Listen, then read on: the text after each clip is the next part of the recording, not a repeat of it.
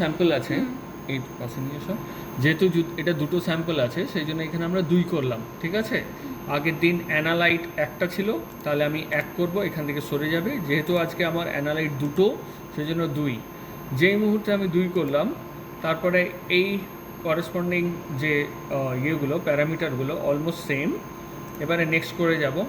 এই প্যারামিটারগুলো সমস্ত কিছুই এই পার্টিকুলার ইমোবিলাইজ প্রোটিন আর অ্যানালাইটের জন্য আগে থেকে ফিক্স করা ছিল। যেমন এখানে রিজেনারেশন সলিউশন যেটা ছিল সেটা হচ্ছে 1.5, সেকেন্ড রিজেনারেশন পিবিএস রাখা হয়েছে। নেক্সট যদি করে যাই তাহলে আমি দেখলাম যে দুটো কলাম এলো, এটা আমি আগে থেকে ভর্তি করে রেখেছিলাম, ঠিক আছে। তাহলে এখানে আমি এন হলো, এখানে যেমন এখানে বাফার দিয়েছি 0.33 দিয়েছি, 0.66 দিয়েছি আর 1.3 দিয়েছি।